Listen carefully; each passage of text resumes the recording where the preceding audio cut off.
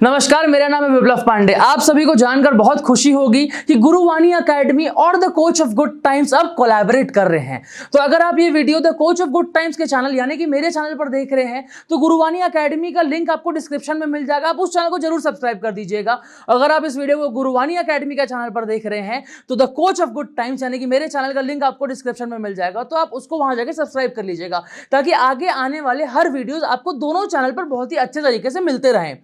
आज के वीडियो में हम बात करने वाले हैं फेलियर की। अगर आप देखेंगे तो एक फेलियर बहुत बड़ा हिस्सा होता है हमारी जिंदगी का। छोटे में हम स्कूल में फेल करते हैं, हम टेस्ट में फेल करते हैं, हम स्पोर्ट्स में फेल करते हैं, उसके बाद हो सकता है हम कॉलेज में कोई सब्जेक्ट्स में फेल करें। ऐसे कर करके फेलियर का काउंट हमारी लाइफ में बढ़ते जाता है। लेकिन एक समय ऐसा आ जाता है कि आप इतने बार फेल होने लगते हैं कि अब आप निराश होने लगते हैं, और जितना ज्यादा आप निराश होने लगते हैं उतना ज्यादा आपके सर पर बोझ आने लगता है और आप एक समय पर ऐसा सोचने लगते हैं कि यार मैं कोई चीज शायद अच्छे से कर ही नहीं सकता हूं, शायद मैं फेल होने के लिए ही बना हूं।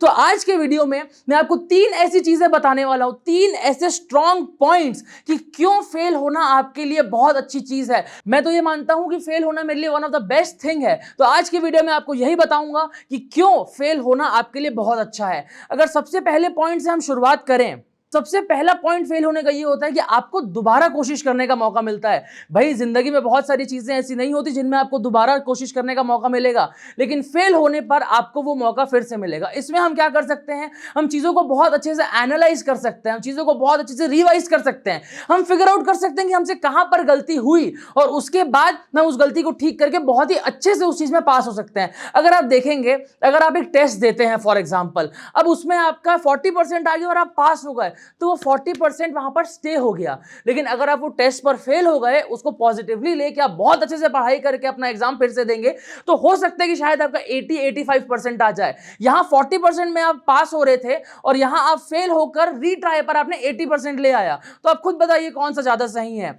हालांकि थोड़ा सा सेटबैक आता है फेल होने के लिए, लेकिन वो पार्ट ऑफ द प्रोसेस है। जितने भी सबसे बड़े बड़े लोग हैं, जितने भी सबसे सक्सेसफुल लोग हैं, उनमें सब में एक बात बहुत ज्यादा कॉमन है। वो बात है कि वो सब बहुत बड़े फेलियर रह चुके हैं अपनी जिंदगी में। आपको मैं एक बात बता दूं, विनर वो इंसान नहीं होता जो जीतता है, विनर वो इंसान होता है जो हार को अपने आप को रोकने नहीं देता। तो इस चीज को अपनी मोटिवेशन बना लीजिए और जब भी आप फेल होइए आप रीट्राई करते जाइए और देखिए आप कितने अच्छे से आगे बढ़ेंगे अपनी लाइफ पर। सेकंड पॉइंट आ जाता है एनालाइज एंड इंप्रोवाइज। इसका थोड़ा सा हिंट मैंने पहले पॉइंट में भी दिया था। इसका क्या मतलब होता है, देखिए अगर आप कोई चीज में फेल हो रहे हैं ना तो उसका कुछ ना कुछ एक पर्टिकुलर कारण होगा जिसमें आप फेल हो रहे हैं। या तो आप अच्छे से नहीं कर पा रहे हैं, या तो आप गलत तरीके से ट्राई कर रहे हैं, XYZ कुछ तो कारण होगा जिसकी वजह से आप फेल हो रहे हैं। अगर वो कारण नहीं होता तो सिंपल सी बात है आप पास हो जाते। तो हमको क्या करना है, हमको अपने फेलियर से डीमोटिवेट नहीं होना है, हमको हमारे फेलियर को इंस्पिरेशन से लेना है कि भाई सेटबैक आया है ना तो ये कमबैक के लिए सेटबैक आया है। एक चीज याद रखिए, इसके ऊपर किताब भी बनी है, बहुत ही प्रसिद्ध किताब है, आपको पढ़ना चाहिए। A setback is a setup for a comeback.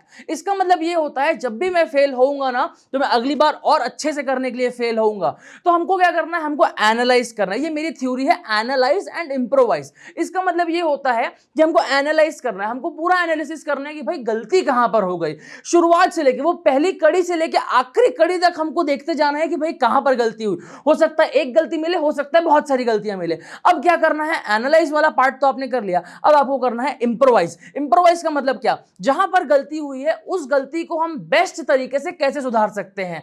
गलती सुधारने के भी काफी तरीके होते हैं, आप कम अच्छे से सुधार लीजिए, आप ज्यादा अच्छे से सुधार लीजिए, टाइम का भी ड्यूरेशन होता है, बहुत सारे फैक्टर्स होते हैं। तो इंप्रोवाइज वाला जो मतलब होता है उसका मतलब ये होता है कि आप बेस्ट तरीके से कैसे अपनी गलती को सुधार सकते हैं। तो अगर गलती करने के बाद हार ना मानकर आप एनालाइज एंड इंप्रोवाइज के फैक्टर को अप्लाई करेंगे अपनी लाइफ में तो शायद आपकी गलतियां होना ही बंद हो जाएंगी। इसी के साथ हम आते हैं हमारे थर्ड पॉइंट पर। गलती सुधारने का सबसे अच्छा तरीका मैं आपको बताऊं, बहुत ही मजेदार तरीका है कि आप गलती करो ही मत। अब आप ये कैसे कर सकते हो, सेम जो एनालाइज एंड इंप्रोवाइज हमने पोस्ट प्रोडक्शन में करा अब हम उसको प्री करेंगे। इसका मतलब क्या होता है, इसका मतलब कोई भी टास्क, मान लीजिए आप एक पेपर लिख रहे हैं, अब आपने पेपर लिख कर सबमिट कर दिया बिना रीचेक करे, तो क्या होगा, अगर आप फेल होंगे, अगर आपने पेपर ढंग से नहीं लिखा होगा तो टीचर आपको फेल कर देंगे। आपकी गलती हो गई, अब उसके बारे में कुछ कर नहीं पाए, अब इतना लंबा प्रोसेस, बाद में एनालाइज एंड इंप्रोवाइज, ये बहुत टाइम टेकिंग हो जाता है। उसके लिए हम क्या करेंगे, हम पेपर लिखकर सबमिट करने से पहले ही उसको पूरा एक बार थॉरो स्टडी कर लेंगे कि भाई कहां गलती हुई, कुछ गलती तो नहीं हुई। इसका मतलब कुछ भी टेस्ट आप सबमिट करने से पहले, कुछ भी कार्य करने से पहले आप उसको एक बार पूरा एनालाइज कर लो और इंप्रोवाइज कर दो। उससे क्या होगा, गलती होगी ही नहीं। इसको और एग्जांपल में अगर हम ले तो कैसे हो सकता है भाई, कुछ लोग होते हैं जो अपने घर से निकल जाते हैं, फिर उनको याद आता है 10 किलोमीटर आगे जाने के बाद कि भाई मैं तो पर्स ही नहीं लेके आया, मैं तो फोन ही नहीं लेके आया। उसके बाद वो वापस आते हैं, फिर वो लेके जाते हैं। सबसे बेस्ट इसके लिए आप क्या कर सकते हैं भाई, घर से निकलने से पहले चेक कर लीजिए कि मैंने सब चीज रखी है कि नहीं। उससे क्या होगा, उतना आपका टाइम बचेगा, उतना आपका ट्रबल बचेगा। तो इस तरीके से एनालाइज एंड इंप्रोवाइज को, चलो गलती हो गई उसके बाद करना बहुत अच्छी बात है कि अभी भी आप अपनी गलती सुधारना चाह रहे हैं, लेकिन अगर एनालाइज एंड इंप्रोवाइज को गलती के बाद की बजाय गलती के पहले करेंगे तो ये आपका बहुत ज्यादा समय बचाएगा। तो ये थे 3 बहुत ही मैसिव पॉइंट्स। एक एडिशनल बोनस पॉइंट अगर मैं आपको देना चाहूंगी, क्यों भाई गलती करना मेरे लिए, फेलियर मेरे लिए बहुत अच्छी चीज है, क्योंकि जब मैं फेल होऊंगा ना तो अगली बार मैं एक्सपीरियंस के साथ चालू करूंगा। मान लीजिए मैं कोई कार्य में बहुत बार फेल हो चुका हूं, तो मेरे को उतने बार फेल होने का एक्सपीरियंस है, मेरे को पता है कि मेरी गलतियां कहां हुई, मेरे को पता है मेरी गलतियां क्यों हुई। जब तक मैं बार बार फेल नहीं होऊंगा तब तक मैं उस चीज में बेहतर नहीं हो सकता, क्योंकि फेल होना ही मुझे बेहतर होने के लिए मजबूर करेगा। एवरेज और फेलियर और विनर के बीच में बस यही डिफरेंस रहता है कि एवरेज हमेशा एवरेज रह जाता है और एक फेलियर विनर में कन्वर्ट हो जाता है। तो इसलिए हमेशा जब भी आप फेल होते हैं उसको एक्सपीरियंस के रूप में यूज करें, और वो लाइन याद रखिएगा, a setback is a setup for a comeback. इसको अपनी मोटिवेशन बना लीजिए। इस वीडियो को यहीं पर मैं खत्म करता हूं। एक बार मैं फिर आपको बताना चाहता हूं, ये जो वीडियोस हैं ये है Guruvani academy X the coach of good times. हम लोग का कोलैब हुआ है, वी आर पार्टनर्स नाउ।